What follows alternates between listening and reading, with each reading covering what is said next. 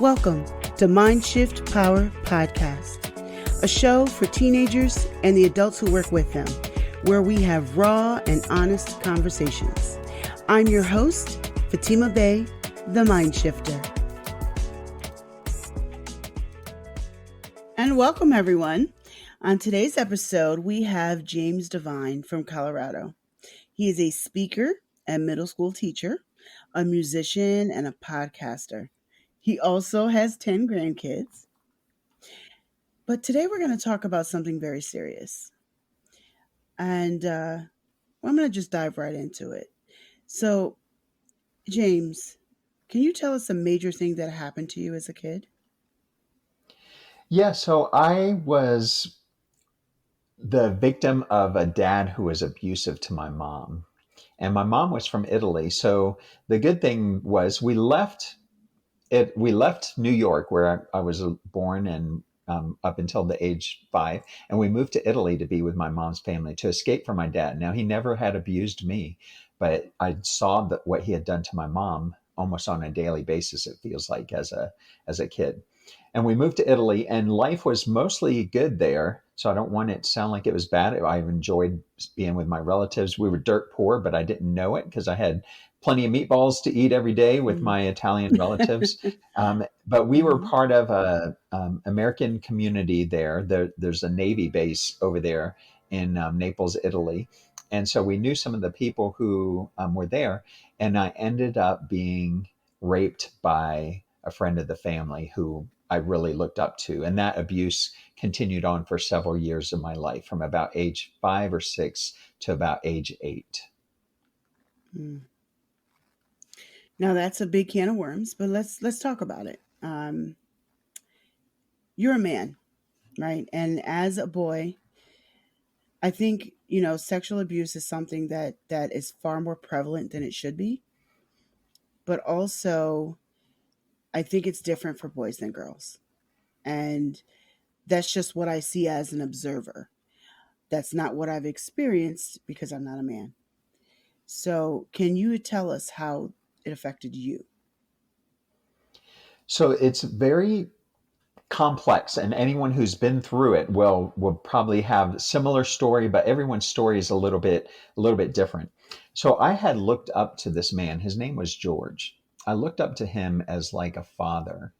And so when the abuse happened, the first time it happened, especially, there's a lot of confusion that comes about with that. It's like, I love this man. He's like a Mm-hmm. father to me. Why is he doing this to me? Because it usually doesn't happen right away. I mean, sometimes we hear in the news of someone going into a restroom or something like that, but very rarely does it really happen like that with a stranger where someone doesn't know. It's usually with someone that you know. And so I loved It George. is. I looked up to him. I enjoyed spending time with him. He paid attention to me.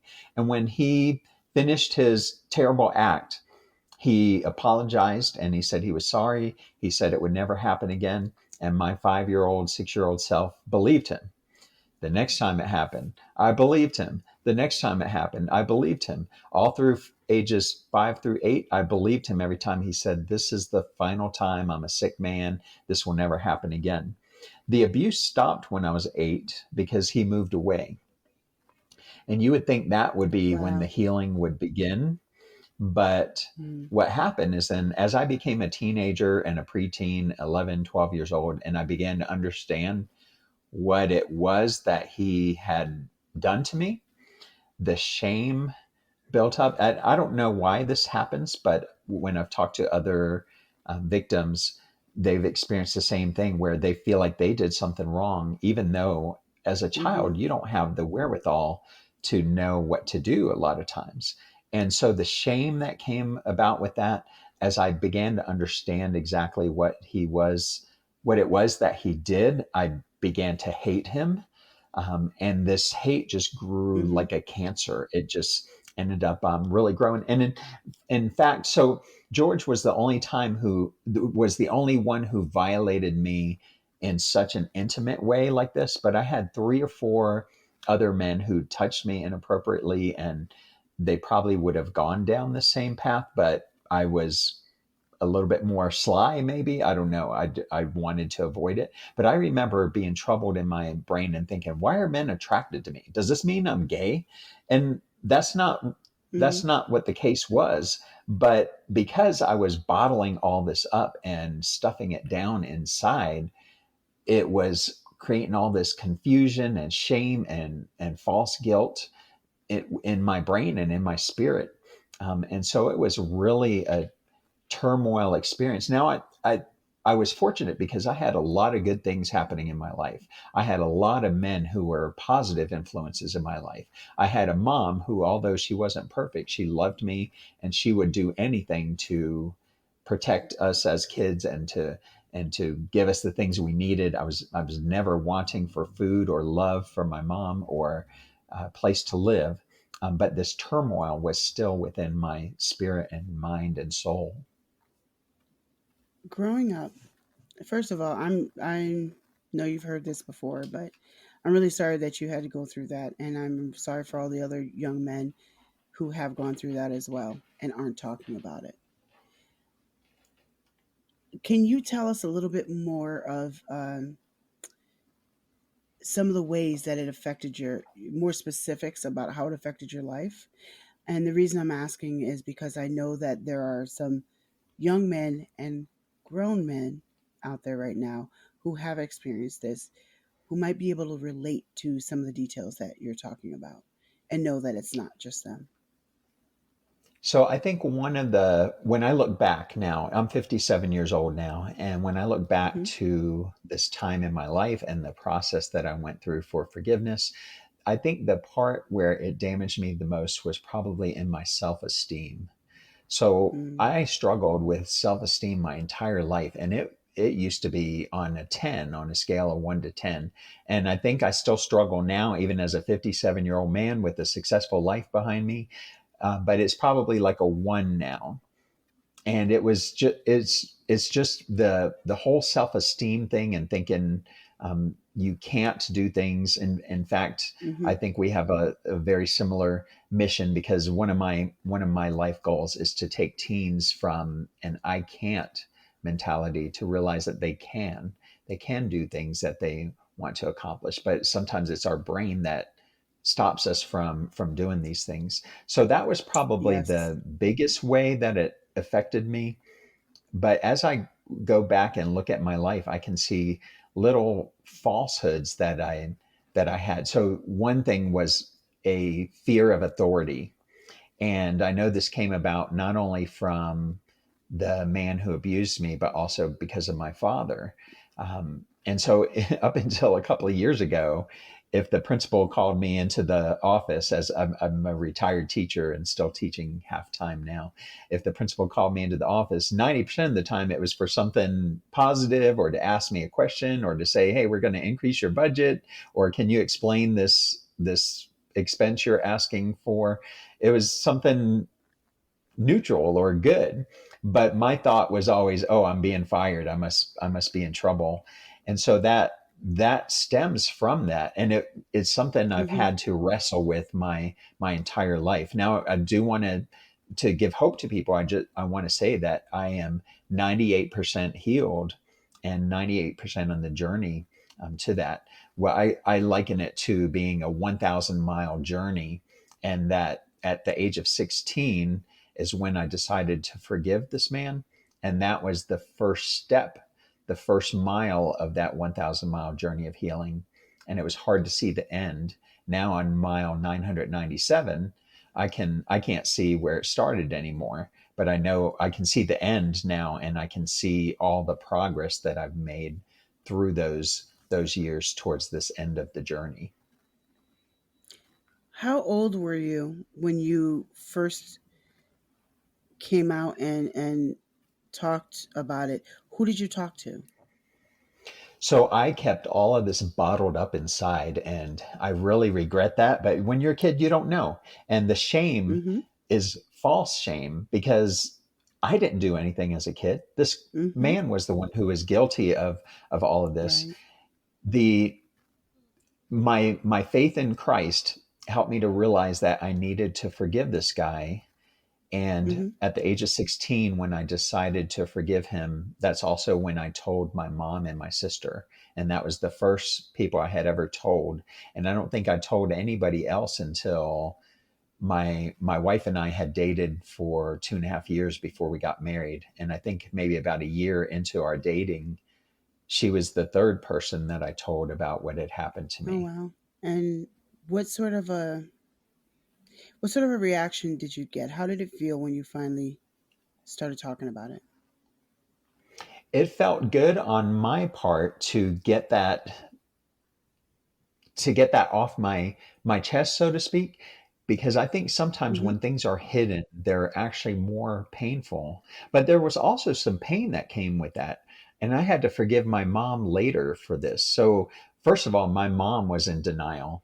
And I understand it now as a 57-year-old man, but as a 16-year-old, this was painful because my mom was like, "No, that couldn't have happened. You would be dead if that happened." And I said, "Well, Mom, I'm right here. I didn't die."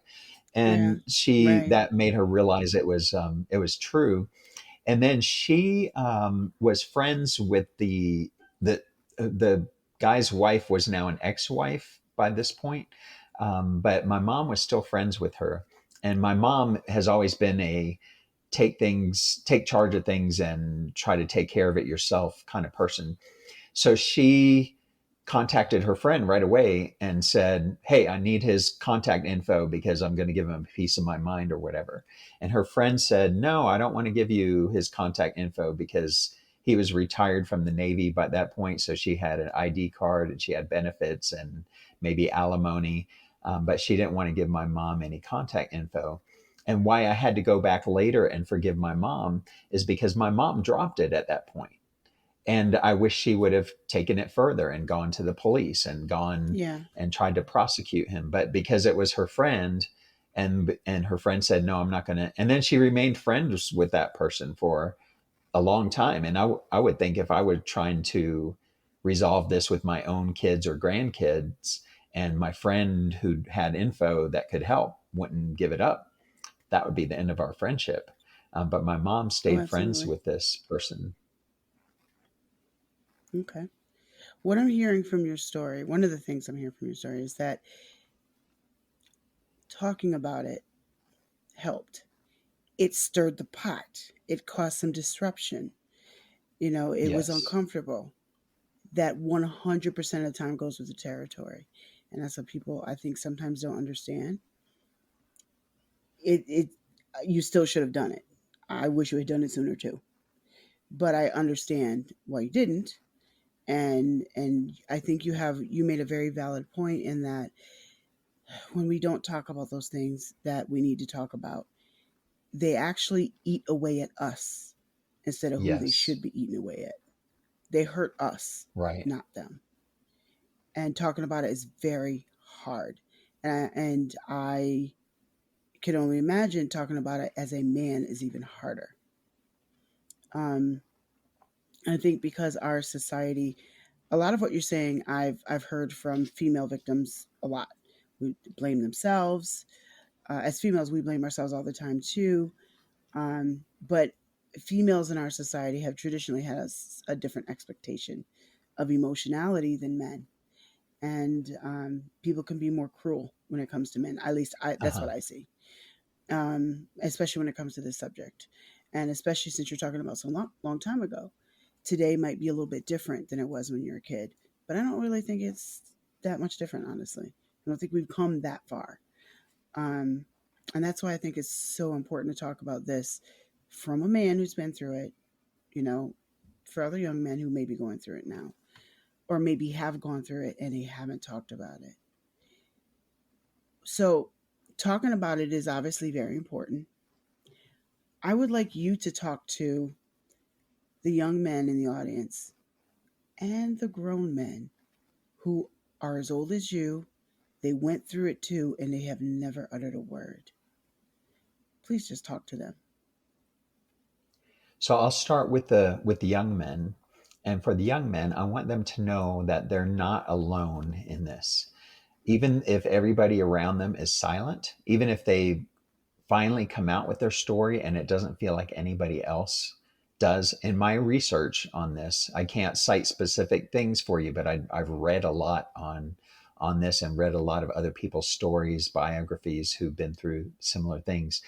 And so the stats show at least 1 out of 10 boys, if not more. That's kind of the low end, 1 out of 10 boys. And I think 1 out of 4 girls have been through something very similar. And it's just become a big, it's not new in the world, but it is for a long time was a secret. And as you had mentioned, Mhm. it's usually easier for girls to come out and share their story for some reason, because I Mhm. think for boys it's something where they're going to just feel the pain, like they feel like it's going to take away from their manhood or something, to Right. share what Right. has happened to them. And what you have to realize, that I went through different phases of this. So when my own boy, I have a girl and 3 boys for my 4 grown kids who are all grown now. But when my boy turned 5 years old, my oldest boy, I was looking at this 5-year-old kid and I was thinking, how could someone have done this to a little, he was a little kid, Yeah. he's not, it Right. made me realize what it was, that it was a kid that was abused. And I was able to put myself kind of in his place and realize that that's who I had been. And even though the pain has was a little bit less, when my oldest grandson turned 5, I was kind of thinking the same thing. It's like, this is a little boy, he's an innocent boy, he's wouldn't know what to do if something like that were to happen to him. And we sometimes think that we can we a lot of times young men will blame themselves for what happened, and they think, why didn't I defend myself, why didn't I punch him? We can all think about those things after the fact. Why didn't I tell somebody, why didn't I run away? Those are things that it's hard to explain, the chains that end up being put on you emotionally when someone is grooming you, because these people are, they have evil intent. And so they do good Mhm. things to try to shackle you to them emotionally, that Mhm. allows them to continue doing those bad things to you. Now, to the older men, if someone's my age or older and they've never told anybody, it's time, brother. It's time to tell someone what you've experienced and what you've been through, because it's not too late to start your healing journey. Sometimes guys think it's too late. I had a relative who went to jail for some stupid things he did. And he wasn't in jail for very long, but he had like wrecked an apartment. He had always been drinking. And when he was 45, he came out of jail and he was living with his mom. And he said to me something like, James, my I wasted my life. It's my life's over. I'm 45 and I'm living in my mom's basement. And I remember telling him, it's not too late. It's not too late to move forward from all the dumb mistakes and dumb things you did. And um, he could have had, another 30 or 40 years after that to to live in the life of fullness that God had called him to. Now he chose a different route, and he I don't think he still has really emerged from that. And but even now, it's not too late. He's probably close to 60 now, but even now it's not too late for him to go and do things. It's never too late to take that step and move out of where we've been. Now, something that I'd like to share also is that my mom was against counseling. I don't know where she got that idea, why it was a bad thing, but I wish she would have gotten me into counseling right away, as soon as I had told her what had happened. And I think that would have exponentially moved my healing journey quicker through Mhm. what I had experienced. I ended up seeking it on my own a little bit later in life. But that I could have benefited a lot more from it at a much younger age. So what I've heard you say is that it basically it affected your life. And sometimes we don't realize how much undealt with stuff we have inside of us that is affecting our Right. lives right now. It's affecting our thinking, it's affecting our decisions, and therefore our behavior. And so when we have what I like to call undealt with stuff, um, and sexual molestation, 100% of the time leaves you with undealt with stuff. It does damage 100% of the time. If you don't deal Right. with it, it definitely grows and gets worse. So I hear that it does do damage, but what I want to know, what I want the audience to have a full understanding of is you're 99% healed. How did you go from 0 to 99? It was a process. So that first step of it was deciding that I was going to forgive the guy for what he had done to me. Telling other Mm, people was another step in the process.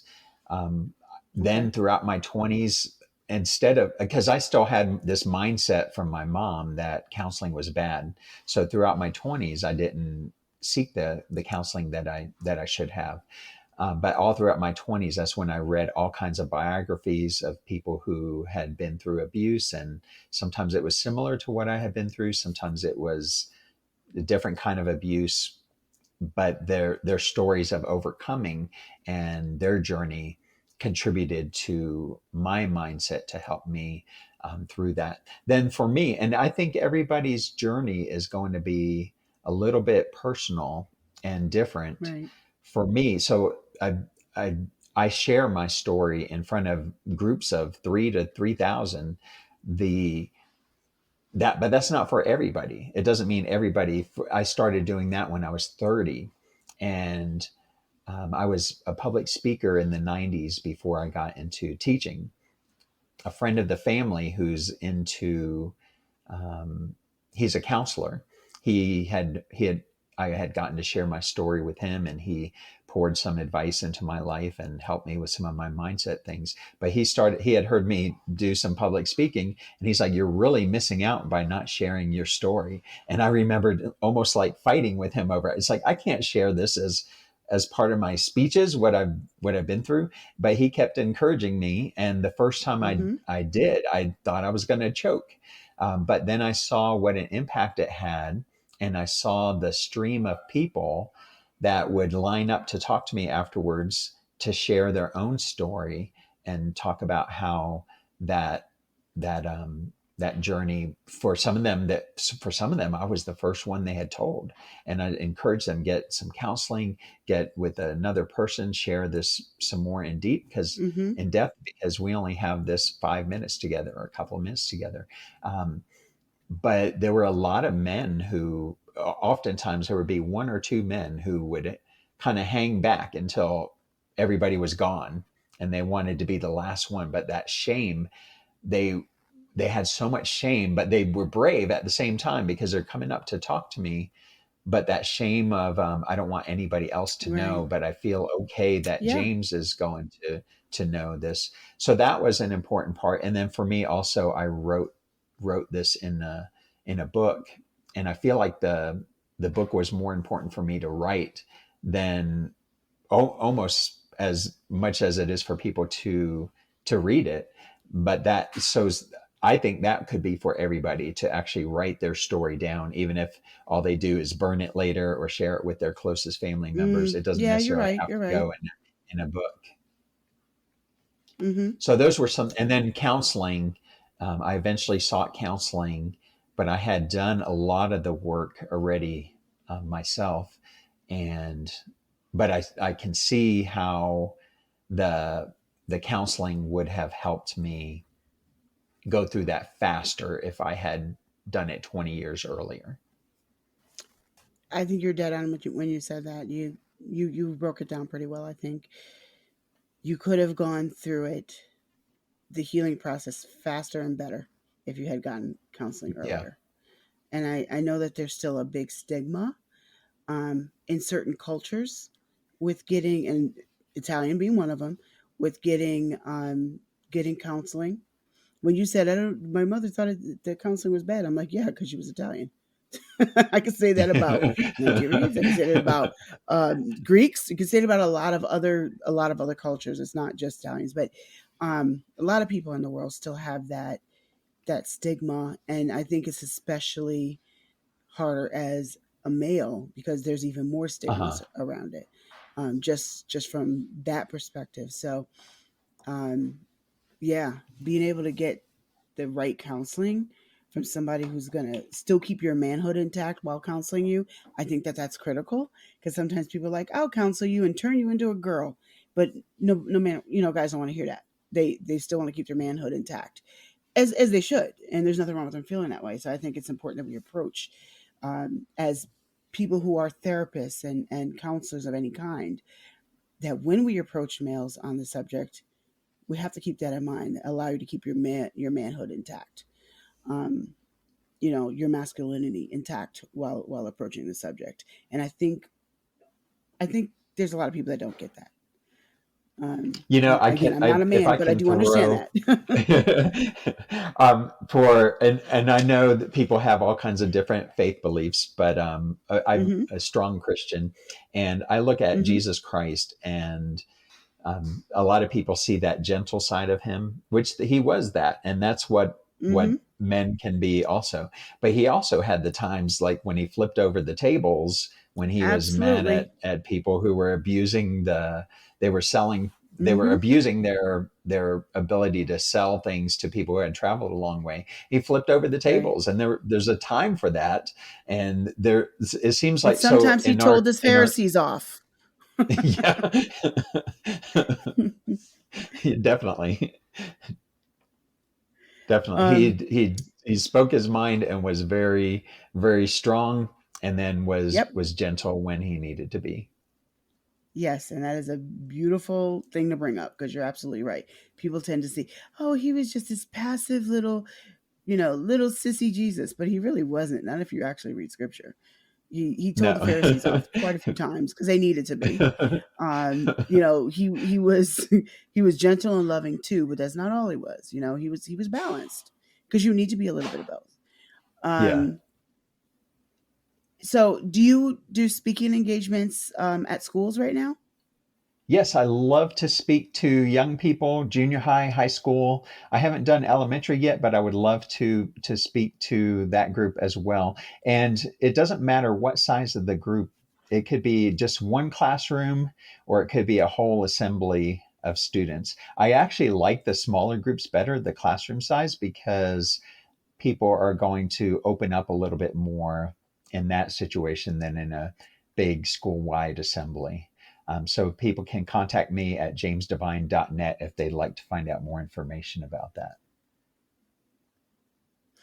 Yes, and thank you for coming on the show today, and thank you for being so open and honest and telling your story. Um, and I'm hoping that there are some young men and especially grown men out there who are listening that have this secret that are considering doing something about it now after hearing you. Um, so you all heard about James' website where he can go, but also James has something special just for my audience, just for people who are listening to this podcast right now. What is that, James? So I've got several books that I've written, including one called Sad Boy, Joyful Man.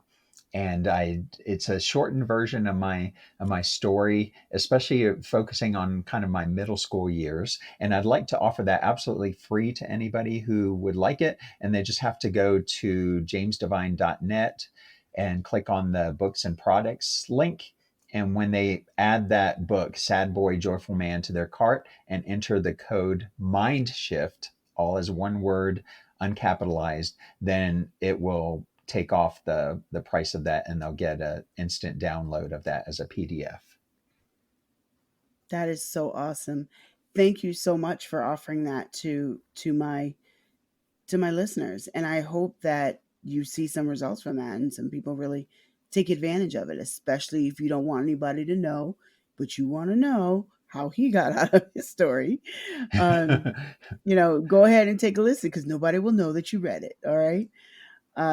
Thank you once again, James, for coming on. And this is a subject that I think is extremely important to talk about. And I thank you for taking the time to talk to our audience. Thanks so much for having me, Fatima. And now for a mind shifting moment. If you're listening right now, and if this episode was about you and you have not yet talked about it or dealt with that issue and the fact that you were sexually abused, it's never too late to get started. And here's why: pushing it down and avoiding it doesn't make it go away. Pushing it down and trying to avoid it makes it spread throughout your body like a virus. It is right now affecting your life already. It is affecting your relationships. It is affecting how close you get to people because you don't want to be hurt like that again. It is affecting your mindset, how you think, and how you see yourself. It's affecting your job. Deal with the issue because it's already dealing with you. And there is hope for you. And your process of healing and dealing with it may be different than his or the next person's. And that's really okay. But deal with it. Thank you for listening to Mindshift Power Podcast. Please like and subscribe to my YouTube channel at The Mindshifter. If you have any comments, topic suggestions, or would like to be a guest on the show, please visit fatimabay.com/podcast. Remember, there's power in shifting your thinking. Tune in for next week.